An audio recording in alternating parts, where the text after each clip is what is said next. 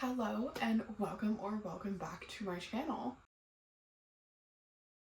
January was the best reading month that I have ever had. I read 11 books total, but today we're gonna go over all of the books that I read because I kind of want to brag. I did read every single day in January. I will put my Fable chart right here to show you that I did read every single day. And I'm very proud of myself for that because I don't think there has been an entire month consistently where I've read every single day in so long. And I also don't think I have ever read 11 books, whether they were short stories included or not, in 1 month ever. I genuinely don't think I've ever done that. I have my notebook here because obviously I film on my phone, if you didn't know that, but also because I wanted to write things down, and I think that I'm just gonna use this notebook. I have an abundance of notebooks. It's actually crazy. I have 1, 2, 3, 4, 5 total in this room alone. I have multiple notebooks just scattered around the house. And this year I have been trying to stay consistent with posting, but I also sometimes I get ideas and then I just don't write them down, so I forget them.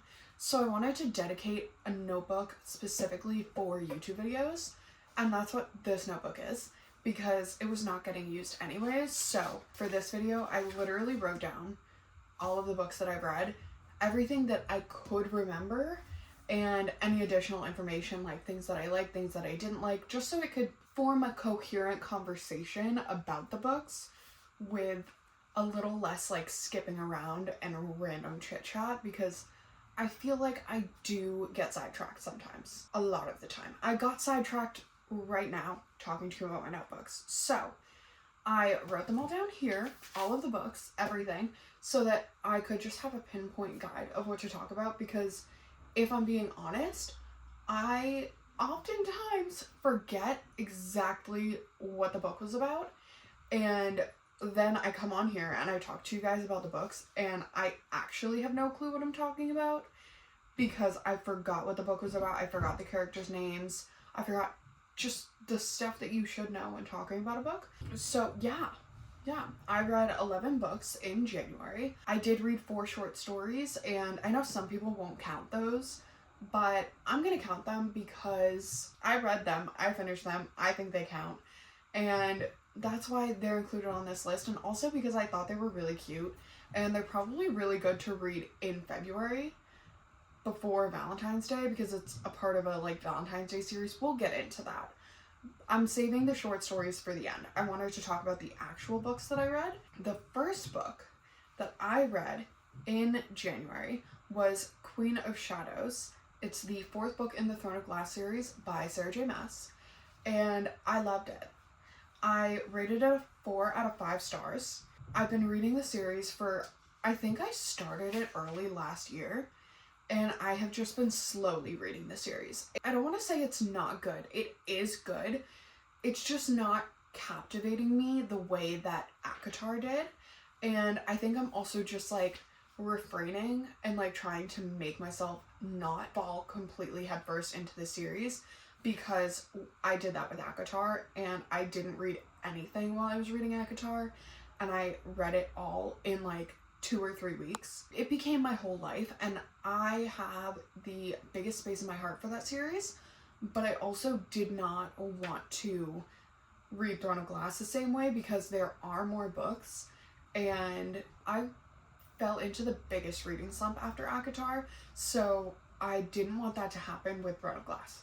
So I've been taking my time reading it rather than binging it. If you don't know what Throne of Glass is about, I'm not gonna give you the whole what the series is about. I'll just tell you what Queen of Shadows was about. I finished this book on January 3rd because I quite literally only had 10% of the book left going into 2026 because I stopped at 90% into the book for maybe a month or 2, and I just didn't pick it up for a month or 2 at 10% left. So then I was okay, you know what? I have 10%. I'm gonna finish it. I have the next 2 books. I want to start them, so I have to finish this one. It follows multiple points of view. We get multiple different perspectives, and it can get really confusing, but the main 4 perspectives that we see are Aelin, Dorian, Chaol, and Manon. We get other perspectives here and there, but they weren't like the big, huge perspectives. From Aelin's perspective, she's coming back from, I don't remember where she was. She was like on the continent, I guess is what they call it, but she had gone to see the Fae Queen, but she ended up going back to Rifthold, and she made a plan to take down the king and save Dorian. Dorian is possessed by a demon. He's actually possessed by something called a Valg Prince, and a Valg Prince is basically a demon. They don't have physical bodies, but they can possess the bodies of humans or Fae, not Fae, maybe Fae, but they can possess humans, and so Dorian was possessed by a demon, a Valg Prince. Chaol is also planning to save Dorian, but he is just like insufferable in the book, and I actually hated him, which was so shocking because before this book, I liked Chaol. I thought he was so cute. I wanted him and Aelin to be together, and I loved him. And then when she went to the continent and started falling for Rowan, then I was like, hey, whoa, we have Chaol back home. What are we doing? And then this book happened, and Chaol was just insufferable and annoying, and yeah, I couldn't deal with that man. And then we get Manon, who is a Blackbeak witch. She is a part of she's like an Iron Teeth witch, but she is a part of the Blackbeak clan, I believe. And she's basically training on the Valg Prince side to fight for the Valg Prince side of the war, but the war is not happening. So it's just her training, Aelin trying to kill the king and save Dorian from the Valg Prince he's possessed by, and then Chaol also trying to save Dorian and refusing to work with Aelin, and it was just like, it was chaotic. The things that I liked about it were Aelin. I really enjoyed her character, and I think that the growth she did in the 3rd book really aided the character development in this book as well, because in this book she's just like coming into her queenie personality, and she was already bossy and like queen-like, but she's really accepting that she is the Queen of Terrasen, or the next in line to inherit the throne in Terrasen. You can tell she wants to be a leader, she wants to save the world, and I enjoyed that. I liked Rowan at the end of the book. So in the beginning, he and Aelin, like, obviously there was a thing between them in the 3rd book, and it really bothered me. And then in this book, it was also bothering me because I was like, what about Chaol? What about Chaol? Even though he's annoying, what about him? Like, you just left and you said you loved him before you left, and then like now you come back and you're like, want to be with Rowan? I don't understand. But towards the end of the book, I did understand. I really liked Dorian's perspective, because the entire time, like, he obviously was really tired and he didn't want to be in his body anymore because he was possessed by the Valg Prince, but he also was fighting. He was like actively trying to not be possessed, and there were moments where he would like actually try to show himself more, but the Valg Prince obviously was way stronger and took over. But he didn't want to be possessed, and there were moments where he was trying not to be possessed and trying to like fight for his consciousness. Those moments were my favorite. I really liked those moments. Obviously, I said I hate Chaol in this book. That's like one of the things I didn't like, but I also didn't like any of the scenes in Morath or any of the scenes with like Duke Parrington, Lord Parrington, Duke Parrington, and Lord Vernon. I didn't like any of like the scenes that included the like Valg possessed men from the outside perspective. Like, I just thought they were so annoying and insufferable, and they kind of scared me, so I just didn't want to encounter them whatsoever. Yeah, that was basically that book. I finished it on January 3rd. And then the next book I finished was Heated Rivalry by Rachel Reed. I finished it on January 5th, and I originally rated it a 2.75, but I think I'm going to change it to a 3-star because I liked the show.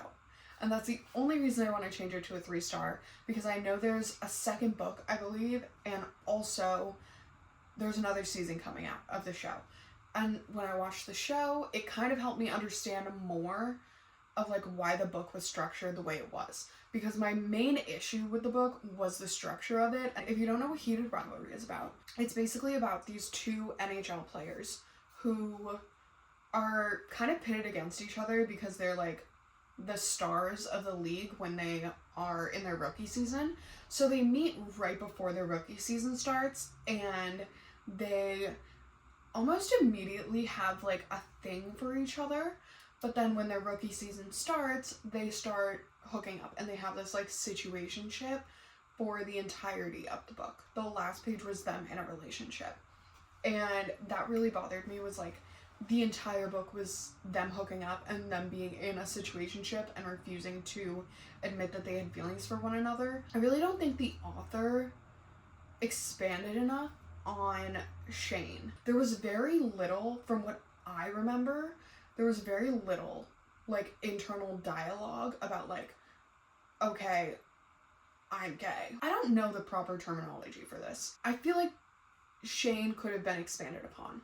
Elia was kind of closed off, so like I understand why we didn't get in-depth character analysis of Elia or character like development of Elia.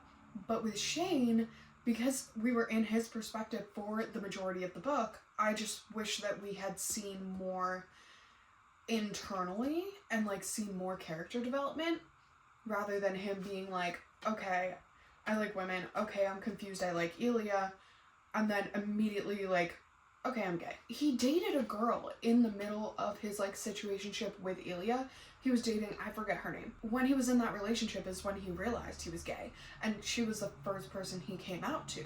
But we didn't get any of that development of like him going from confused to, okay, I accept myself as gay.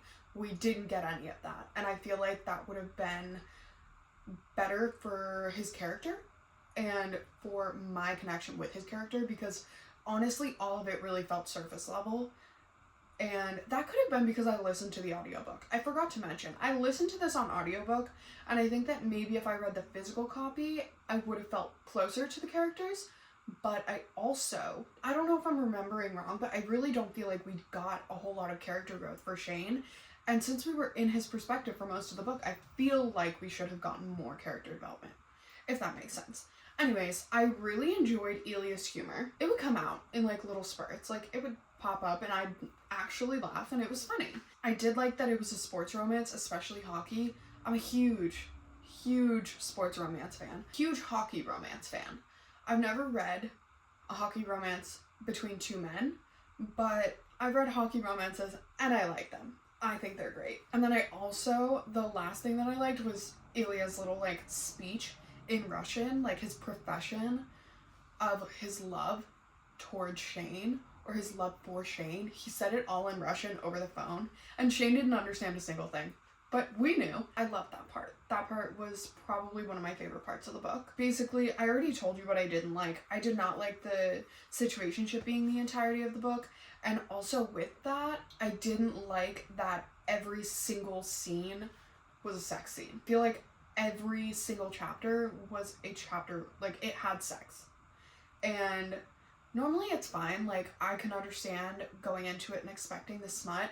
But I kind of just wanted a relationship to be developed, and after a certain point, I was tired of like the situationship aspect and them just like meeting up, hooking up, and then that was it. That was all we got. Now that I know that there's a second book and a second season coming out where it's all about their relationship, I can understand the structure of this book. I feel like, I haven't read the second book, but based on the first book, I feel like we could have condensed the situationship a little bit and then like added the relationship portion into this book, and it could have been one book.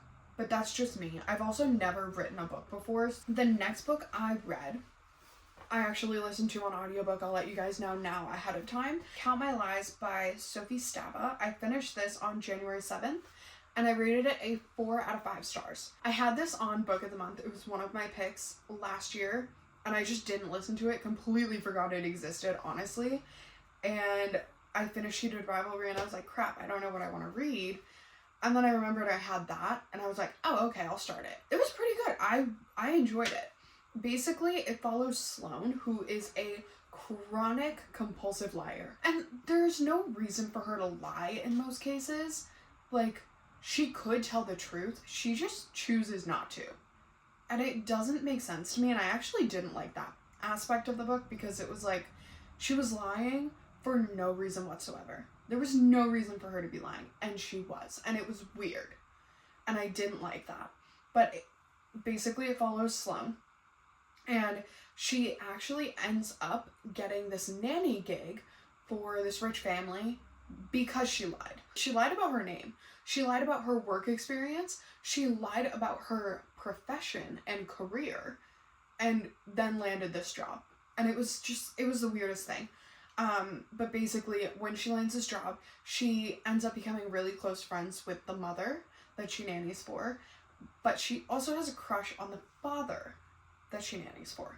So it's a little strange because she becomes best friends with the mom and then she has a crush on her best friend's husband, but she never really makes any moves. Like, weird things start to happen and Sloane notices some weird things, but the entirety of the book is her lying, her becoming friends with the mom, and her having a major crush on the dad. And that was it.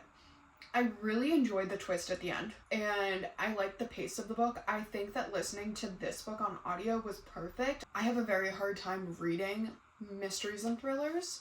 I don't know. It always feels like it takes way too long to like start when I'm reading a thriller or a mystery, but I think listening to it definitely helped. I obviously didn't like the lying, but I also didn't like there was another perspective that we got, but it wasn't introduced until the end. So like the last 2 or 3 chapters were from this other perspective.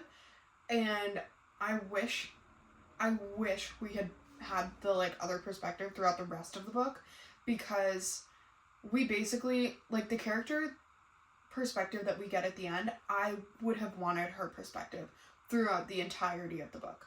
It would have been so much more interesting. The next book I finished, I read the physical copy of it. It was The Dixon Roll by L. Kennedy. I finished it on January 10th and I gave it 3 out of 5 stars. I love the Off-Campus series and I enjoyed the Briar U series. So the Campus Diaries series, I had a feeling I would enjoy it, and so far it's just not hitting like the other ones. It really just isn't hitting like the other ones, and maybe it's the place that I'm in now. Maybe it's the fact that I have grown and my reading preference has changed, but I genuinely don't know why. They've all been like okay. They're not like hit, but they're also not miss. They're like meh. They're like in the middle. So that's why I gave it a 3 stars. It follows Diana Dixon and Shane. I don't know his last name. And Shane moves in next to Diana, but Diana hates him. So now they're forced to live right next to each other in the same building. He calls her up one night and asks her to be his fake girlfriend. And then they end up carrying on that fake relationship for the entirety of the summer because her ex is living in the apartment complex for the summer because he's subletting an apartment. She doesn't want him to come near her, so she's hoping that if she has a boyfriend, he will stay away. That's it. That's literally it. They have a fake relationship.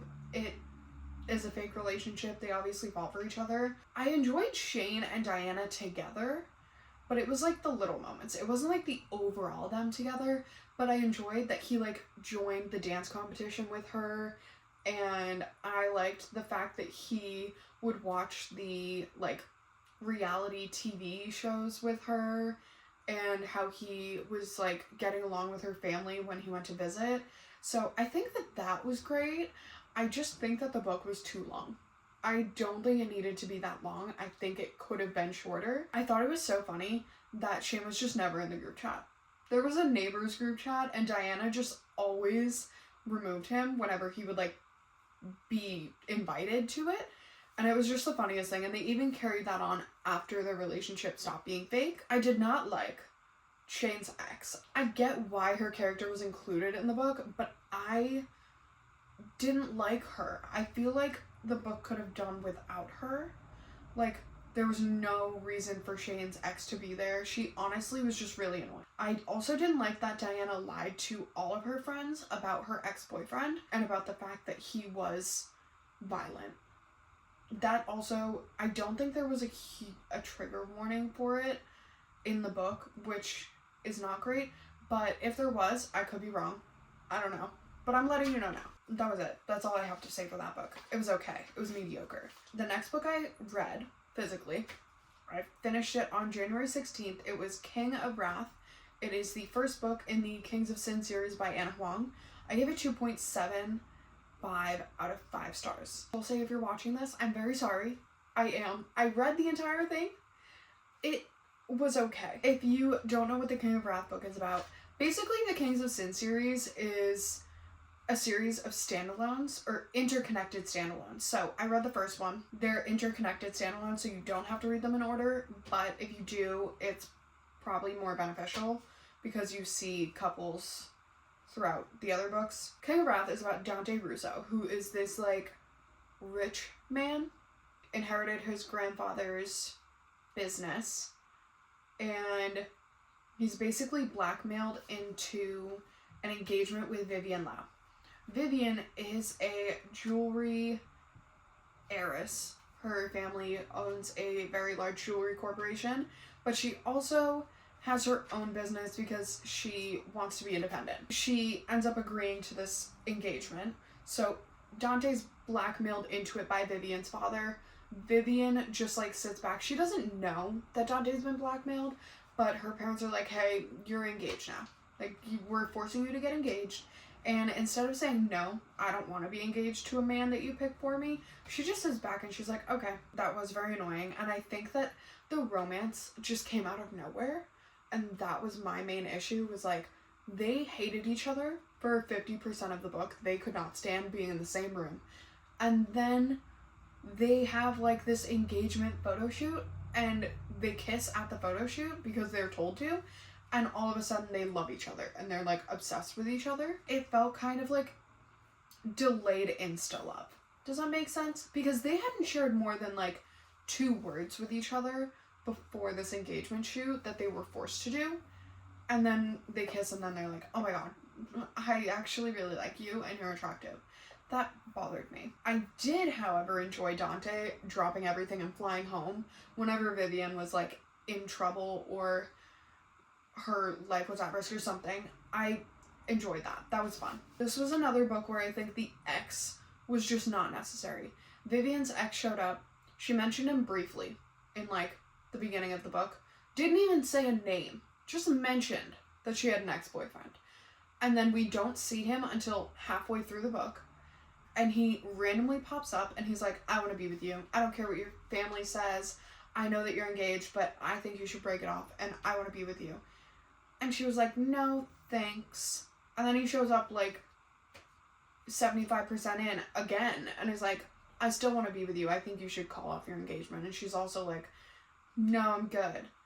I just don't think his character had any use because he didn't pose a threat whatsoever to the relationship. I don't know. It's just like, it didn't seem like his character needed to be included. The next book, I listened to it on audiobook. I finished it January 23rd, and it was The Husbands by Holly Gramazio. I rated it 4 out of 5 stars. I loved it. Normally I listen to audiobooks when I'm at work. I listened to this book when I was in the car, when I was doing chores, when I was just sitting at my desk. Like, I listened to this book all the time. I enjoyed it so much. It basically follows Lauren, and she has a magical attic that just dispenses new husbands whenever she wants. All she has to do is send her current husband up the attic. But the funny thing is, she doesn't start the book having a husband. She was single, and then like a random man was in her apartment. So she was a little scared, rightfully so. But then she realized if he goes to the attic, a new husband comes down. And they like constantly like rotate out. so she can send the husband, if she doesn't like him, into the attic and get a new one. And when she does, her entire life changes. Everything changes, like her hair changes, the way she looks changes, her apartment decorations and stuff like that changes, her work changes, the friends she's in contact with or family members she's in contact with, everything changes. And she basically just like lives out that life for as long as she wants. If she doesn't like the husband, she can send him up right away, or she can stick with him for a couple weeks. And I think that the concept is so interesting, like that kind of concept. It reminded me of The Midnight Library by Matt Haig, because in that book, the character gets to read, she gets to pick out a book and like see the different lives she could have lived based on the different decisions she makes. And this book seemed or was very similar to that concept, and I think that concept is so interesting. I could read every single book with that concept. I think it's so fun and so thought-provoking, and just the way that the book was written was fun. I will say, since I listened to it on audiobook, it was a little more difficult to keep track of the husbands or like what was happening, because you understood the plot line and you understood that she got a new husband whenever she wanted, but it was a little harder to keep track and to understand which husband she was with, especially if she was only with them for one chapter. But overall, I really enjoyed the book and I definitely recommend it. The next book I listened to, most of the books on this list I listened to as audiobooks, but it's okay because they're still reading. It's still reading, it still counts. This was an audiobook. It was Maybe This Time by Kara Baystone. I finished it on January 26th and I gave it 2.75 out of 5 stars. I think it's an Audible exclusive, so it was definitely just meant to be an audiobook. There's no physical copy of it, but there is a full cast, which is really interesting. I don't think I've ever read a book with a full cast before. The book follows June, who is an English teacher, and she falls through a wormhole one day and ends up 85 years in the future. She doesn't know what's happening. She doesn't know that she fell through a wormhole.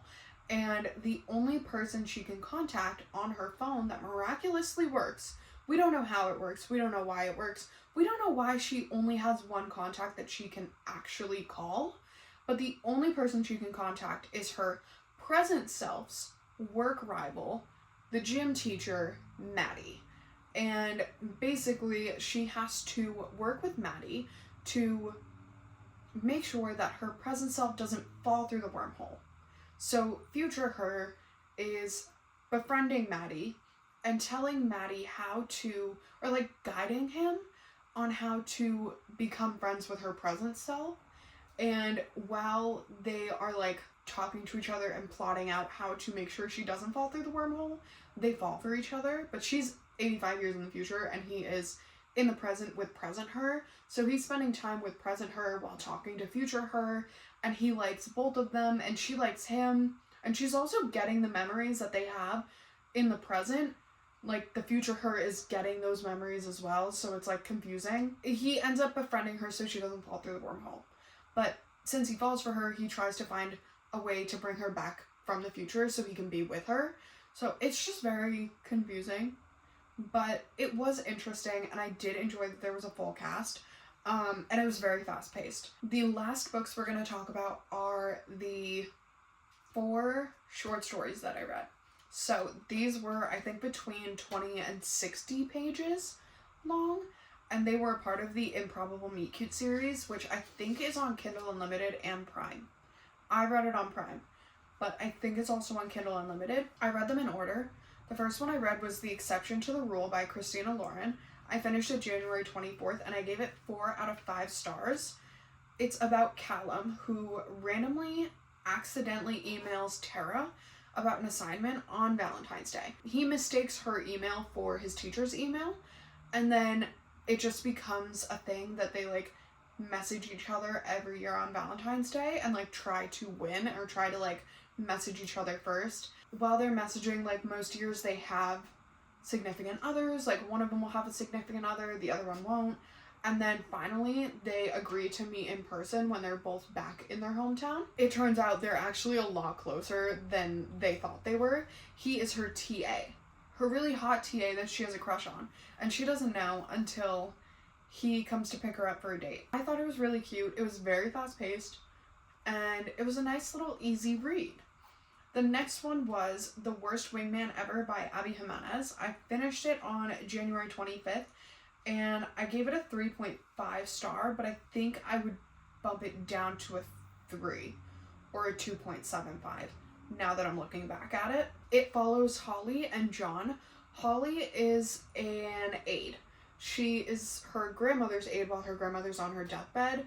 John is just a handyman for an apartment complex, and he's helping his brother upgrade his condo. John's brother asks him to put a Valentine's note on his car, or his girlfriend's car. John goes to put this note on his brother's girlfriend's car, and he mistakes her car for the girlfriend's car. So he ends up putting this note on Holly's car, and he finds out that it is a sex coupon for his brother's girlfriend. His brother, the worst Valentine's gift ever.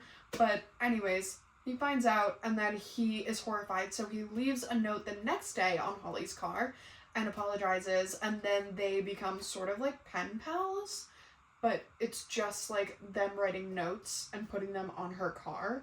Eventually they end up meeting officially and recognizing each other, because she lives in the apartment complex that he is the handyman for. And he goes to her apartment to fix something, and he sees a little gift that he gave her when they were pen pals, and he was like, oh, I gave you that. That's so cool. You have it. So, yeah. The next one was Rosie and the Dreamboat by Sally Thorne. I finished it on the 26th of January, and I gave it a 2.5 out of 5 stars. This follows Rosie, and we're going to call him Mr. Handsome because his last name is quite literally Handsome. I don't remember his name.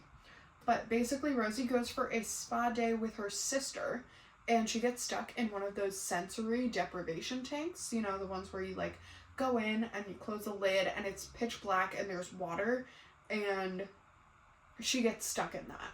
And she's horrified, rightfully so. But she also has past trauma from being stuck in a trunk once.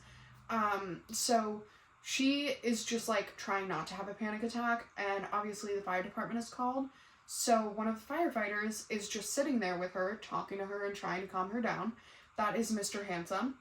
And they end up liking each other. They've never seen each other.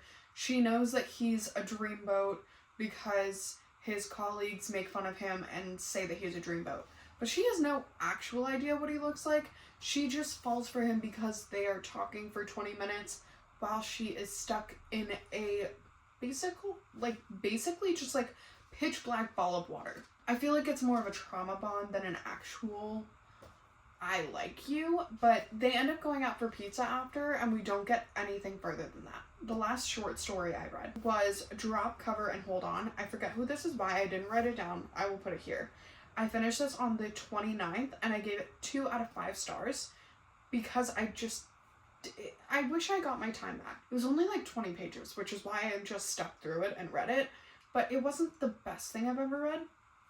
It was about Daisy, who gets trapped in her favorite bakery after an earthquake because the exits are blocked by flying debris, I don't know, and she's basically stuck inside with the owner of the bakery, who she thinks hated her, but it takes 2 seconds of conversation for him to come out and say, I don't actually hate you. I actually really like you, and I have liked you since the first time you came in, the first day we opened, and I just have a resting bitch face, which is why you think that I don't like you, and also I just am not a social person, and I didn't know how to talk to you. So after he spills his guts about having a crush on her, they make out for a while, and then they go up to his apartment, which is above the bakery. And that's it. It's fine. I read it. Those are all the books that I read in January. Even though I didn't like all of the short stories, and I feel like my average rating in January was, I think, a 3.2, so I didn't get a lot of fantastic books, but I did get a good amount of reading done, and I feel like it very much helps set the tone for the rest of the year. I'm hoping, because I read every single day and I read 11 books. So I am proud of myself nonetheless. Whether I liked them or didn't like them, I still did that. I still read 11 books. I'm very proud of myself. I've never read that many books before in 1 month. And I'm going to give myself a round of applause, a pat on the back. So I'm hoping that I can continue this trajectory of reading a good amount of books so that I have enough to do a wrap up, because last year my issue was I just didn't read enough books in a month to do a wrap up. So I always just was like, I want to do one, but I can't because I only read like 3 books this month, which is annoying. But this year I can. This month I can. So I'm very excited about that. And I am just like, I'm so happy. That is all I have for you today. Thank you so much for watching. And if you like this video, be sure to like and subscribe. And I will see you in the next video next week. Bye!